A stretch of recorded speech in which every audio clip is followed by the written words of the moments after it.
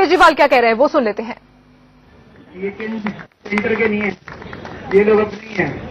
तो 100 दुकानें दिल्ली के अंदर है और मैं निवेदन करूंगा चेयरमैन साहब से और एमडी साहब से कि एक बार इसके बाद आके मेरे से मिलें।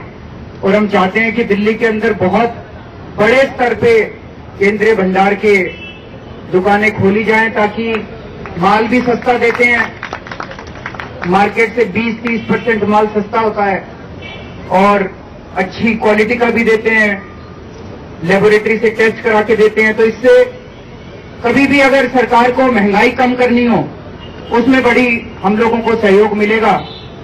वैसे आप लोगों की जानकारी के लिए, चूंकि आप आज आया ही हूं तो आप लोगों की जानकारी के लिए बता दूं, इस बार गर्मी के सीजन में सबसे ज्यादा आलू और प्याज महंगे हुआ करते थे, होते थे कि नहीं होते थे। इस बार हमने सरकार बनते ही जब आलू प्याज सस्ता था तो हमने खूब सारा माल बाहर के स्टेट से खरीद के रख लिया।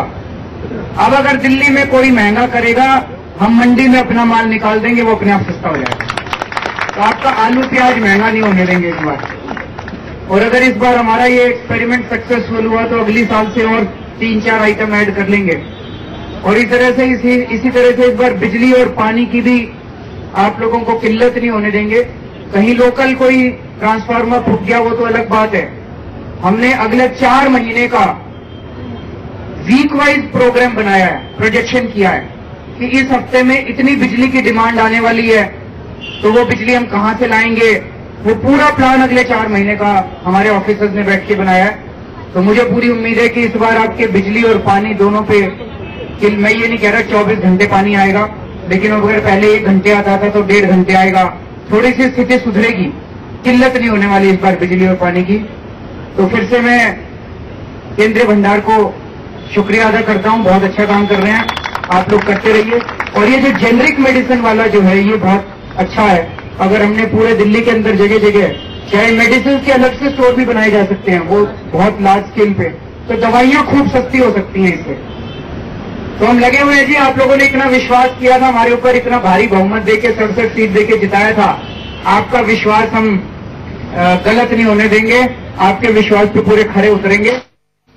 जनता के विश्वास को हम टूटने नहीं देंगे, विश्वास पर खरे उतरेंगे। दिल्ली के सीएम अरविंद केजरीवाल को आप सुन रहे थे, केंद्रीय भंडार के कार्यक्रम में वो पहुंचे थे जिसमें उनका कहना था कि हमारे खिलाफ सभी दल इकट्ठे हुए थे लेकिन जनता ने हमें जिताया, हम पर भरोसा जताया, उस विश्वास को हम टूटने नहीं देंगे। हमारे खिलाफ साजिशें हो रही हैं लेकिन जो काम हमें जनता के लिए करना है वो काम नहीं रुकेंगे।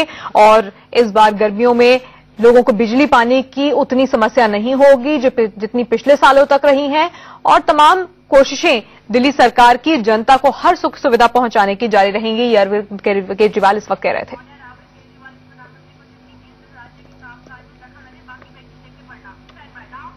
और इससे ठीक पहले अरविंद केजरीवाल ने पीएम नरेंद्र मोदी को एक चिट्ठी लिखी थी। उस चिट्ठी में उन्होंने पीएम को लिखा था कि केंद्र दिल्ली सरकार के कामकाज में दखल ना दे। इस चिट्ठी में लिखा था कि एलजी के जरिए केंद्र राज्य के कामकाज में दखल दे रहा है, ये ठीक नहीं है, ऐसा नहीं होना चाहिए। गृह मंत्रालय के सूत्रों के हवाले से इस वक्त ये खबर मिल रही है कि केंद्र राष्ट्रपति को इस बारे में जानकारी भी देगा। एलजी के साथ केजरीवाल की जो अहम की लड़ाई है वो बढ़ती चली जा रही है। मामले को राजनीतिक रंग देने की कोशिश अरविंद केजरीवाल की हो रही है और अब प्रधानमंत्री को उन्होंने चिट्ठी लिख दी है। चिट्ठी में लिखा है कि एलजी के जरिए केंद्र राज्य के कामकाज में दखल ना दे। राकेश कुमार सिंह इस वक्त हमारे ब्यूरो चीफ ज्यादा जानकारी के साथ जुड़ गए हैं। राकेश, केजरीवाल और एलजी की जो अहम की लड़ाई है ये बढ़ती चली जा रही है। कल राष्ट्रपति से भी मुलाकात की थी अरविंद केजरीवाल ने और एलजी ने भी, और अब आज प्रधानमंत्री को चिट्ठी लिख दी है और कहा है कि आप एलजी के जरिए दखल दे रहे हैं राज्य के कामकाज में।